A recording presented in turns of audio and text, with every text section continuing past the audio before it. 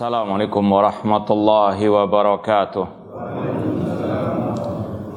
Innal hamdalillah nahmaduhu wa nasta'inuhu wa nastaghfiruh wa na'udzu billahi min syururi anfusina wa min sayyiati a'malina. Man yahdihillahu fala mudhillalah wa man yudlil fala hadiyalah. Ashhadu an la ilaha illallah wahdahu la syarikalah wa ashhadu anna Muhammadan abduhu wa rasuluh. Ya ayyuhalladzina amanu taqullaha haqqa tuqatih wa la tamutunna illa wa antum muslimun. Ya ayyuhan nasu taqu rabbakumul ladzi khalaqakum min nafsin wahidah wa khalaqa minha zawjaha wa batha minhuma rijalan katsiran wa nisaa wattaqullaha alladzi tasaaluna bihi wal arham innallaha kana 'alaikum raqiba. Ya ayyuhalladzina amanu taqullaha wa qulu qawlan sadida yuslih lakum a'malakum wa yaghfir lakum dhunubakum wa may yuti'illaha wa rasulahu faqad faza fawzan 'azima. Amma ba'd, fa inna asdaqal hadits kitabullah wa khairal hadi hadyu Muhammadin sallallahu alaihi wasallam wa syarrul umuri muhdatsatuha wa kullu muhdatsatin bid'ah wa kulla bid'atin dhalalah wa kulla dhalalatin finnar. Ma'asal muslimin ikhwani fillah wa akhwati, bapak-bapak, ibu-ibu, saudara-saudariku rahimani wa rahimakumullah. Alhamdulillah, segala puji bagi Allah Subhanahu wa taala yang mempertemukan kita kembali dalam kajian kitab Arba'una Haditsan fit Tarbiyati wal Manhaj, kumpulan 40 hadis tentang tarbiyah dan manhaj oleh Fadilatul Syekh Dr. Abdul Aziz As-Sadhan hafidallahu ta'ala. Dan alhamdulillah pada kesempatan yang berbahagia ini kita telah sampai kepada Al-Hadits Al-Arba'un, hadis yang terakhir dari kitab ini, hadis ke-40. Semoga apa yang kita pelajari bermanfaat bagi kita di dunia wal akhirah. Ya, langsung saja kita khatamkan kitab ini. An Ma'qil bin Yasar radhiyallahu ta'ala anhu qala. Dari Ma'qil bin Yasar radhiyallahu anhu, beliau berkata, qala Rasulullah sallallahu alaihi wasallam, Rasul SAW bersabda, al ibadatu fil harji kahijratin ilayya. Beribadah di waktu al-harj, perang fitnah, itu pahalanya seperti berhijrah kepadaku. Hadis riwayat Imam Muslim. Ma'asal muslimin rahimani wa rahimakumullah. Saya ulangi lagi, dari Ma'qil bin Yasar radhiyallahu ta'ala anhu, beliau berkata, Rasulullah sallallahu alaihi wasallam bersabda, beribadah di waktu al-harj atau perang fitnah itu pahalanya seperti berhijrah kepadaku. Ma'asal muslimin rahimani wa rahimakumullah. Kalau kita buka kitab-kitab hadis seperti kitab Sahih Bukhari, Sahih Muslim, ada namanya Kitabul Fitan. Kalau bahasa kita bab tentang fitnah. Fitnah yang dimaksud di situ adalah ujian dan cobaan. Bukan fitnah versi bahasa kita, lain itu. Itu beda dengan makna bahasa Arabnya, bahasa Al-Quran dan Sunnah Rasulullah SAW. Ya, kalau fitnah dalam bahasa kita kan artinya menuduh orang lain tanpa hak. Ini sekali lagi beda maknanya dengan bahasa Arabnya, beda dengan bahasa Al-Quran dan Sunnah Rasulullah SAW. Fitnah dalam bahasa Arab secara umum maknanya ujian, cobaan. Sebagaimana dalam surat Al-Ankabut, Alif Lam Mim, ahasiban nasu an yutraku ayakulu amanna wa hum la yuftanun. Alif Lam Mim, apakah manusia mengira mereka mengatakan kami beriman sedangkan mereka tidak difitnah. Maksud difitnah itu adalah apa? Diuji. Ayat selanjutnya Allah katakan walaqad fatanna alladziina min qablihim. Sungguh kami telah menfitnah orang-orang sebelum mereka. Artinya apa? Menguji orang-orang sebelum mereka. Ujian tentunya banyak. Cobaan di dunia ini banyak sekali. Di antaranya adanya perang yang di situ samar-samar antara hak dengan yang batil. Ya. Contoh, ya, ini kita ambil dari sebuah buku yang sangat spesialis masalah ini, yaitu yang berjudul Tamyizu Dzawil Fitan Baina Syarafil Jihad wa Sarafil Fitan. Bahwasanya kalau terjemahan judulnya itu, orang yang berakal sehat bisa membedakan antara kemuliaan jihad dengan kesesatan perang fitnah. Ya. Artinya selain jihad yang syar'i, itulah namanya perang fitnah. Contoh tentunya yang dilakukan oleh kelompok teroris. Mereka ingin mengkudeta, mereka ingin memberontak terhadap pemimpin kaum muslimin. Jihad yang mereka teriak-teriakan itulah yang namanya kesesatan fitnah. Tidak boleh kita mendukung mereka. Tidak boleh kita menjadi simpatisan mereka. Meskipun hanya lewat dukungan hati. Makanya Rasul SAW dalam Sahih Bukhari, sekali lagi kalau punya kitab Sahih Bukhari, lihat Kitabul Fitan. Rasul mengatakan satakunu fitanun. Akan muncul berbagai macam bentuk fitnah. Itu yang dimaksud tadi. Perang dikala fitnah. Al-qa'id fiha khairun minal qa'im. Orang yang duduk di waktu fitnah tersebut lebih baik daripada yang berdiri.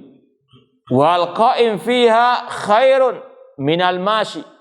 Orang yang berdiri saja lebih baik daripada yang berjalan. Wal mashi fiha khairun minas sa'i. Orang yang berjalan lebih baik atau masih lebih baik daripada yang ikut lari. Wa man wajada malja'an au ma'adan falya'ud bihi. Barang siapa yang mendapatkan tempat pelarian menjauh dari fitnah tersebut, maka hendaklah dia masuk ke tempat pelariannya tersebut. Hadis sekali lagi riwayat Imam Al-Bukhari. Dan dalam buku tadi yang ditulis oleh Syekh Abdul Malik Ramadhani Al-Jazairi hafidhallah ta'ala, beliau menyebutkan beberapa bentuk perang fitnah. Di antaranya tadi, kudeta terhadap pemimpin kaum muslimin. Ini sekali lagi bukan jihad. Ini adalah fitnah yang harus dijauhi. Demikian pula seandainya, ya, ini di antaranya seandainya pemimpin tiba-tiba meninggal dunia. Kemudian kaum muslimin berebutan kekuasaan antara satu dengan yang lainnya. Terjadi perang, naudzubillah min dzalik. Semoga Allah menjaga negeri kita dari berbagai macam bentuk fitnah ini. Seandainya terjadi demikian, maka kata Rasul tadi, lebih baik apa? Ya, tidak ikut-ikutan dalam perang fitnah tersebut. Itu salah satu gambarannya. Dan di antara disebutkan oleh Syekh Abdul Malik Ramadhani, di antara kiat untuk kita menyelamatkan diri dari fitnah tersebut, yaitu dengan banyak beribadah. Jadi ini sambungan pembahasan tadi dengan hadis ini. Bahwasanya hadis ini yang kita akan bahas ini berkaitan dengan zaman fitan, zaman yang penuh dengan fitnah. Ikhwani fillah wa akhwati rahimani wa rahimakumullah, banyak sekali solusi kiat yang ada dalam Al-Quran dan Sunnah ketika muncul berbagai macam bentuk fitnah tadi. Di antaranya kata beliau bertakwa kepada Allah Subhanahu wa taala. Seperti ketika zaman tabi'in itu muncul berbagai macam bentuk fitnah, pemberontakan, muncul kelompok-kelompok sempalan. Maka sebagian orang datang kepada Talq bin Habib, seorang ulama tabi'in. Kaifa nattaqiha? Sekarang ini muncul banyak fitnah. Bagaimana kita menghadapinya, wahai Talq bin Habib? Maka Talq bin Habib, seorang ulama tabi'in, mengatakan, ittaquha bittaqwa. Hadapilah dengan bertakwa kepada Allah. Kemudian ketika beliau ditanya, apa arti takwa?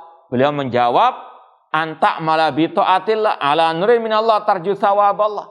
Yaitu engkau melaksanakan ketaatan kepada Allah di atas cahaya dari Allah, di atas dalil dari Al-Quran dan Sunnah Rasulullah SAW dalam rangka mengharapkan pahala dari Allah.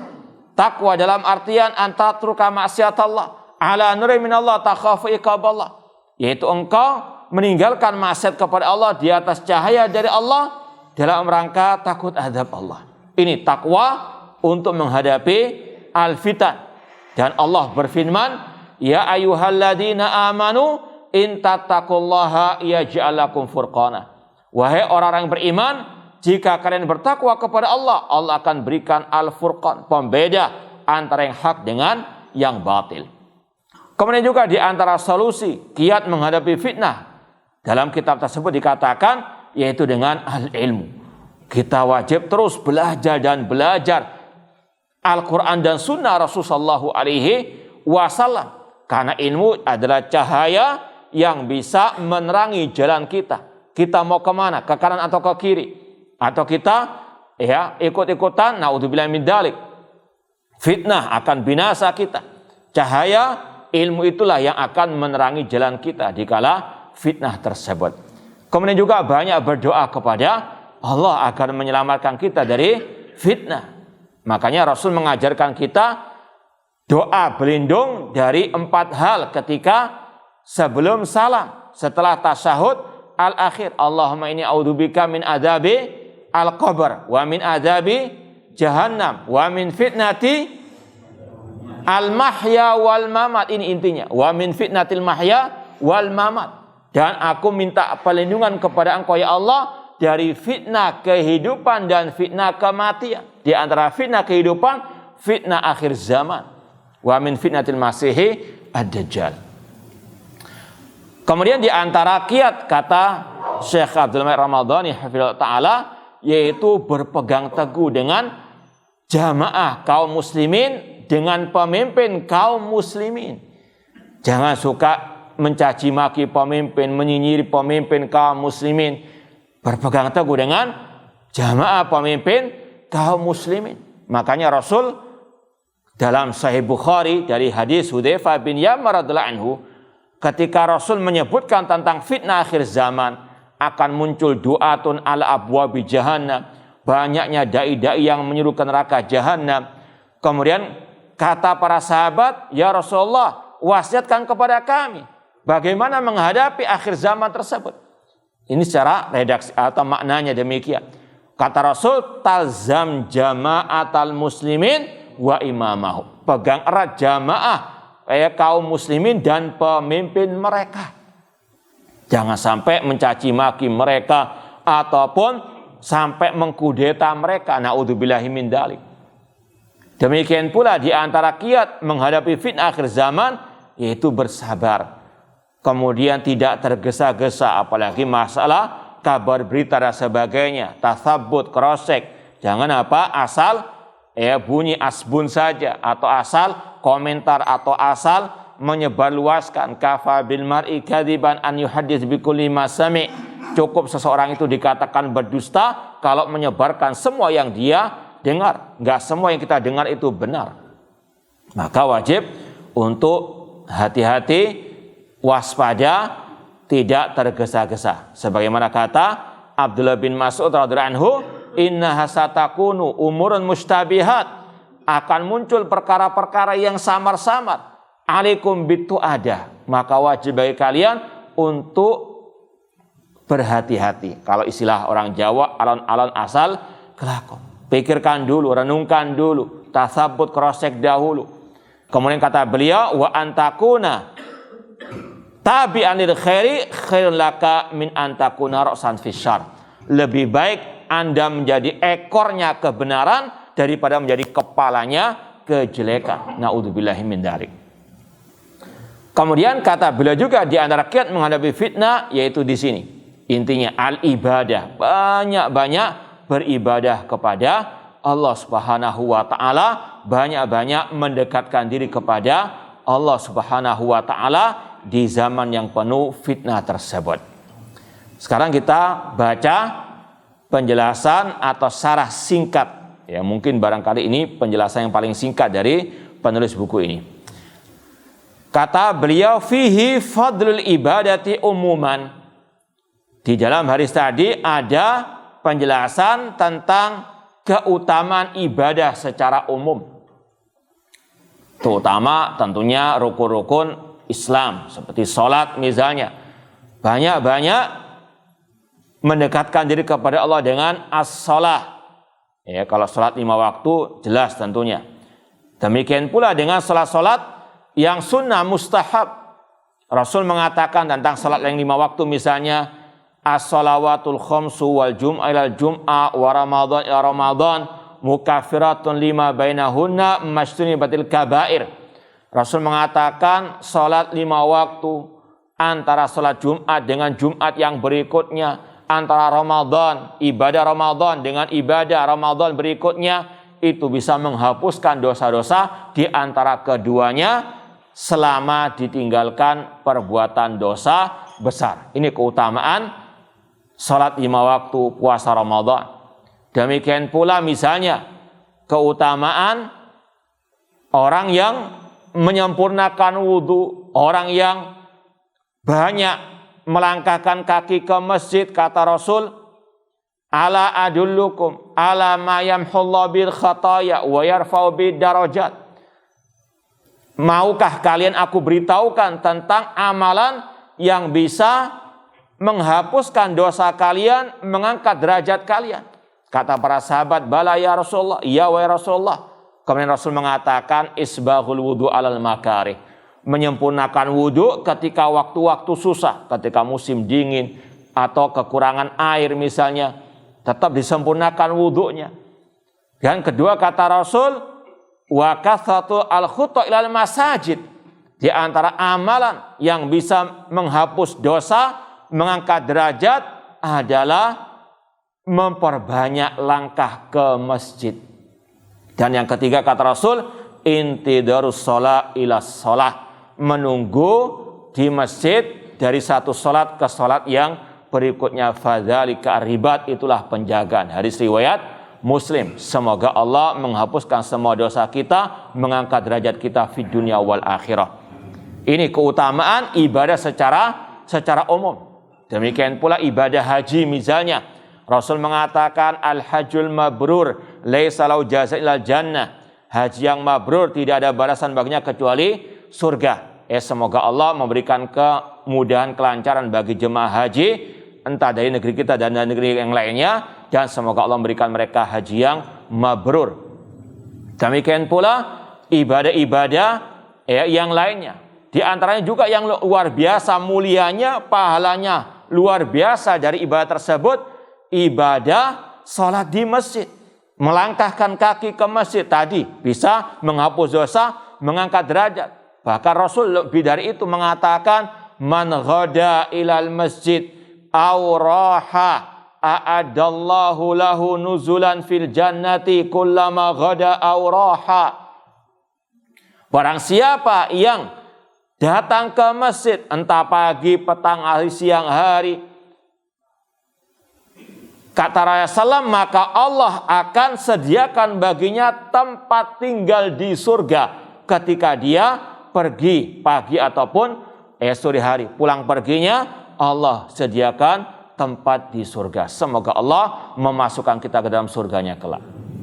Ini sekali lagi ibadah secara umum keutamanya luar biasa. Cuma seperti yang sudah sering kita sampaikan, ibadah dengan keutamanya tadi tidak akan mungkin kita bisa raih kecuali dengan ittiba, mengikuti ajaran Rasul dan ikhlas dalam beribadah kepada Allah Subhanahu wa taala. Dan wajib kita yakini ibadah adalah tujuan Allah menciptakan kita di atas muka bumi ini. Wa ma khalaqtul jinna wal insa illa liya'budun. Tidaklah aku ciptakan jin dan manusia kecuali untuk beribadah kepada-Aku. Dan ibadah itu luas maknanya. Sebagaimana kata Syekhul Islam Ibnu Taimiyah rahimahullah, ismun jami'un likulli ma yuhibbullahu wa yarda minal aqwali wal af'al adhar wal batinah.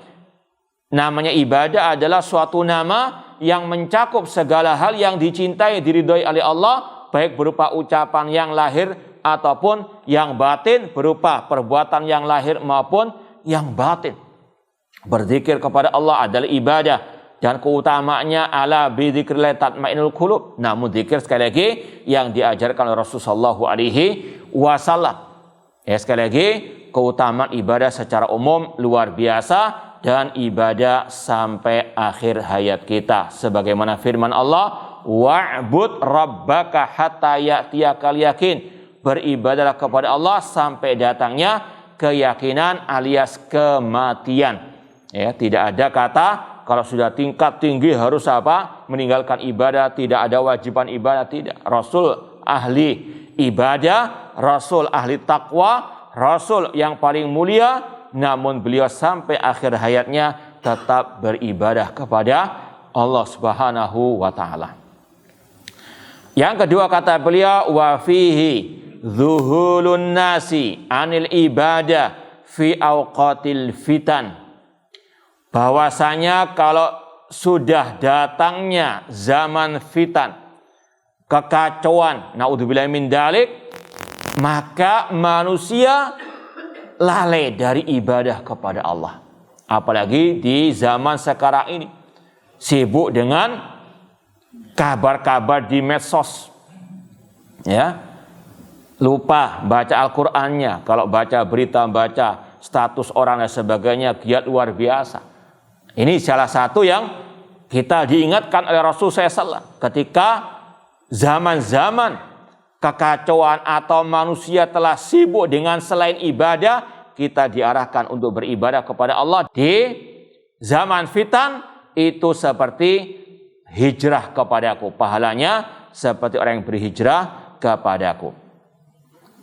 Zuhulun nas anil ibadah fi awqati al fitan. Manusia banyak lalai dari ibadah kepada Allah di zaman yang penuh dengan al-fitan. Makanya solusinya kembali kepada tujuan Allah menciptakan kita, beribadah kepadanya. Tentunya sekali lagi dengan ikhlas dan mengikuti ajaran Rasulullah sallallahu alaihi wasallam. Yang ketiga kata beliau, wa fihi mudha'afatu fadli man lazima amran masyru'an idza ahmalahun nas. Di dalam hadis ini ada penjelasan pahala keutamaan suatu ibadah dilipat gandakan oleh Allah apabila manusia sudah melalaikannya. Atau kalau istilah para ulama, ketika manusia telah berpaling dari suatu ibadah sunnah Rasul, maka yang menghidupkan sunnah Rasul akan mendapatkan banyak pahala, dilipat gandakan pahalanya. Sebagaimana kata Rasul, man sanna fil islami sunnatan hasanatan falahu ajruha wa ajru man amila biha ghaira anna la yanqusu min ujurihim syai'a. Kata Rasul SAW, barang siapa yang menghidupkan lagi sunnah Rasul sallallahu alaihi wasallam, maka baginya pahalanya dan pahala orang yang mengikutinya. Maka sekali lagi, tetap alaikum bisunnati wa sunnatil khulafa ar-rasyidin. Tetap di setiap waktu dan tempat harus kita punya prinsip, kita wajib senantiasa berpegang teguh dengan syariat Allah, dengan sunnah Rasul sallallahu alaihi wasallam. Di zaman keterasingan Islam misalnya, di zaman keterasingan sunnah, orang yang berpegang teguh dengan sunnah Rasul dilipat gandakan pahalanya. Bahkan kata Rasulullah SAW, inna min waraikum ayyamas sabr. Sesungguhnya di belakang kalian akan ada hari-hari yang butuh kesabaran. Lil mutamasik fihinna bima antum alai ajrul khamsina minkum. Kata Rasulullah SAW yang berpegang teguh dengan sunnahku, dengan ajaranku. Di tengah-tengah keterasingan Islam, keterasingan sunnah Rasul, maka orang itu akan mendapatkan pahala 50 kali lipat dibandingkan kalian, yaitu para sahabat Rasulullah SAW. Sekali lagi, ini kaidahnya, kata para ulama, kalau sudah sunnah syariat Allah, syariat Rasul itu ditinggalkan oleh manusia yang melaksanakannya, maka akan mendapatkan pahala yang berlipat ganda.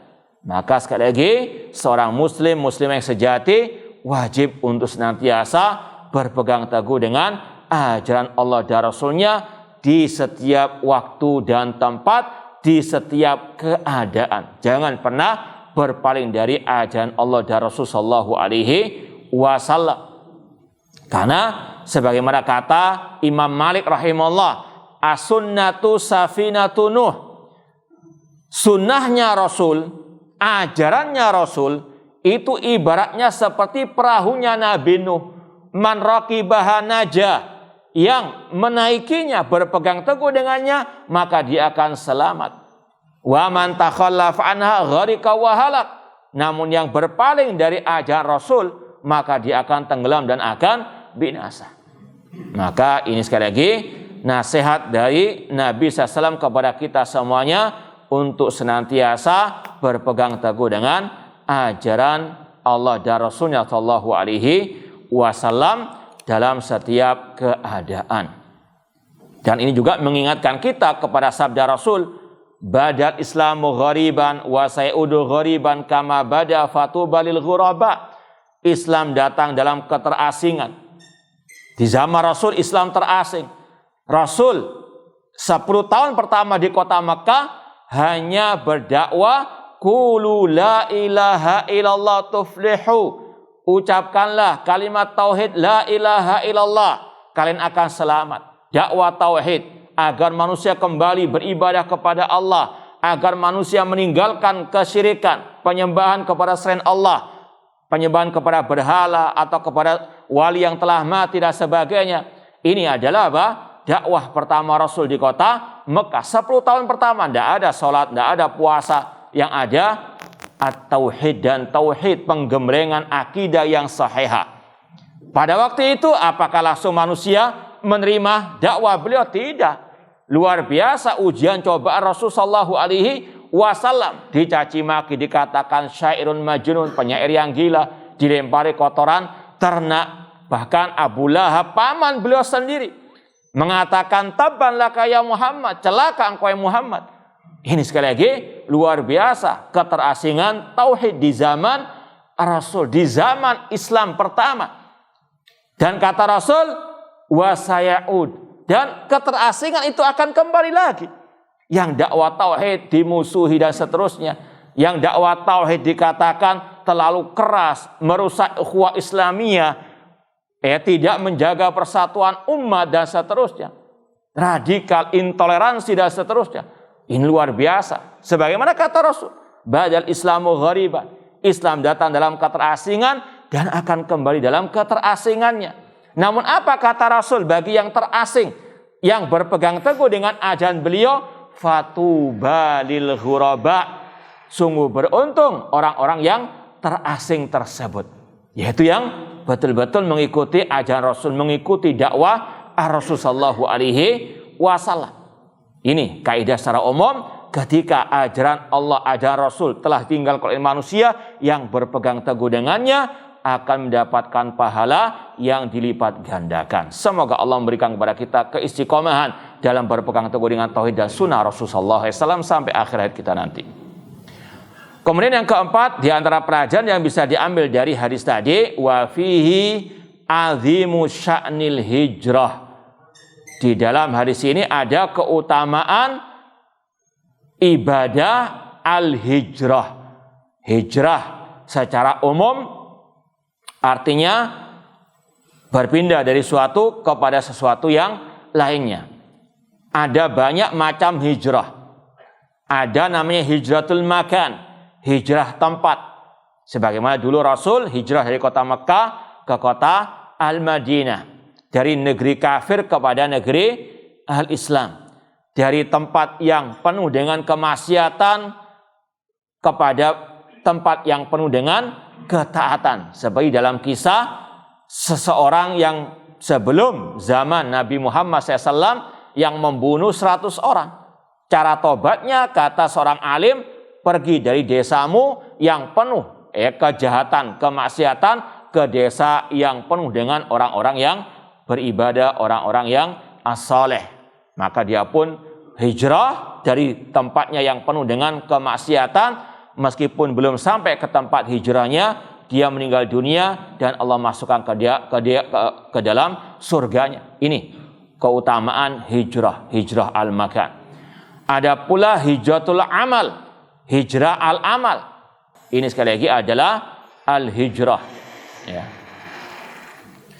Kemudian yang berikutnya, wa fihi fadlul muhajirin wa taqaddumihim, keutamaan kaum al-muhajirin, terutama para sahabat al-muhajirin yang mereka berjuang bersama Rasul, berhijrah bersama Ar-Rasul sallallahu alaihi wasallam.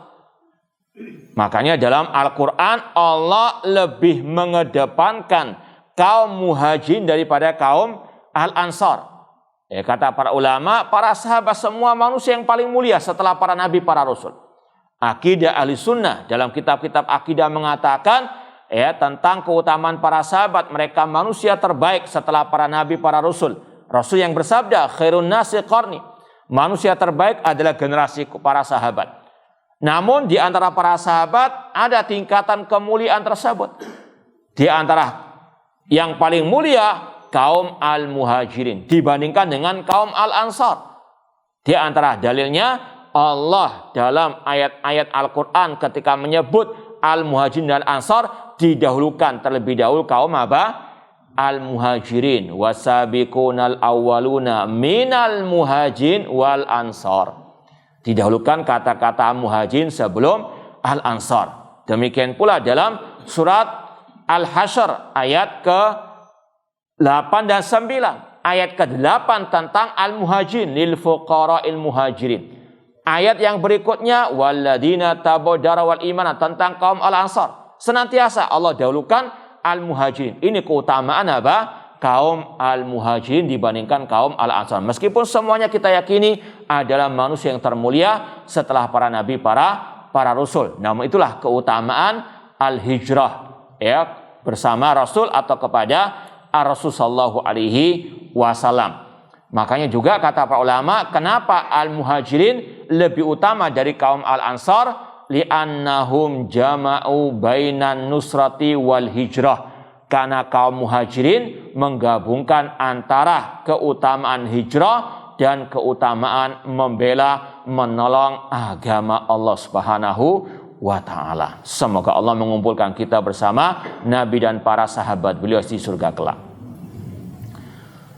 Yang terakhir, wa fihi anna luzumat ta'abbud wa ta'alluq billahi azza wa jalla min a'dhamil asbab lin najati minal fitan. Di antara kiat tadi menghadapi fitnah akhir zaman, yaitu dengan konsisten istiqamah dalam beribadah kepada Allah dan menggantungkan hati kepada Allah Subhanahu wa taala.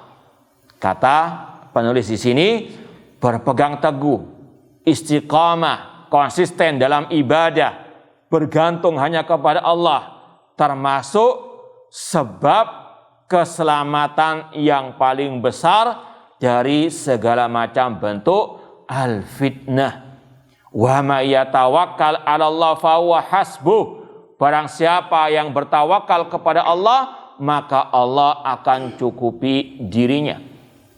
Ini sekali lagi, dalam segala keadaan manusia harus banyak-banyak beribadah kepada Allah dan bertawakal kepada Allah. Apalagi di zaman yang penuh dengan ujian cobaan, penuh dengan fitnah. Maka lebih ditekankan lagi agar manusia banyak-banyak menggantungkan hati kepada Allah Subhanahu wa Ta'ala.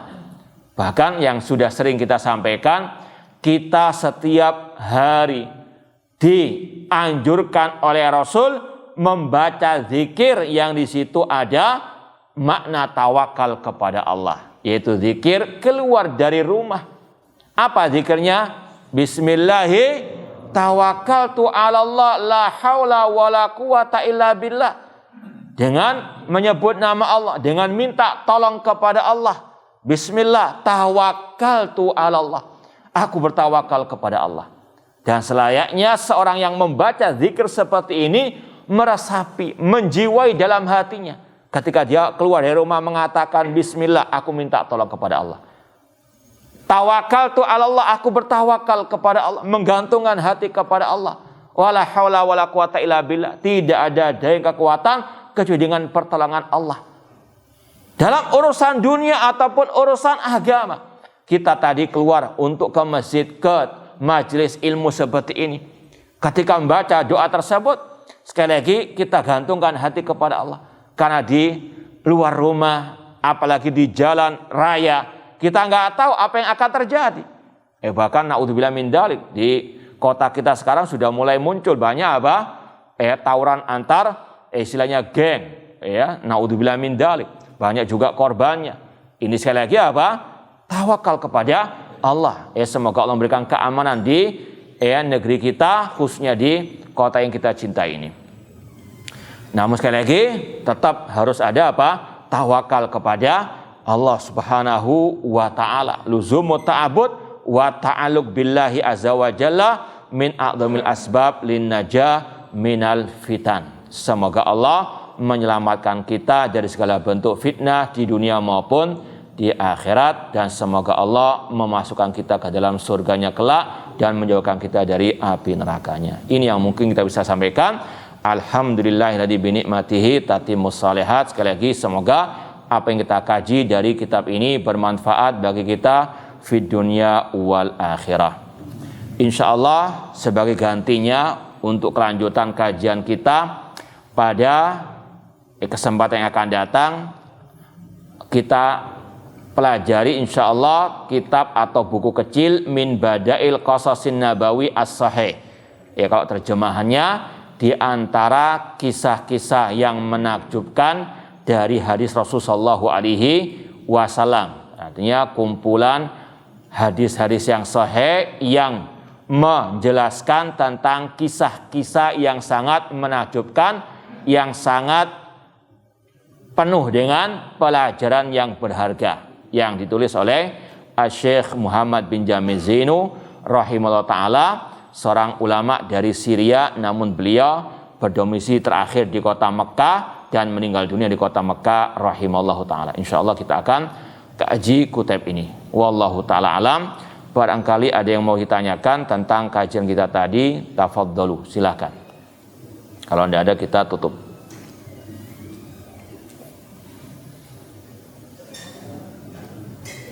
Tidak ada. Ini yang mungkin bisa kita sampaikan, kurang lebihnya mohon maaf. Wa jazakumullahu khairan wa barakallahu fikum. Aqulu qouli hadza wa akhiru da'wana anil hamdulillahirabbil alamin. Wassalamualaikum warahmatullahi wabarakatuh.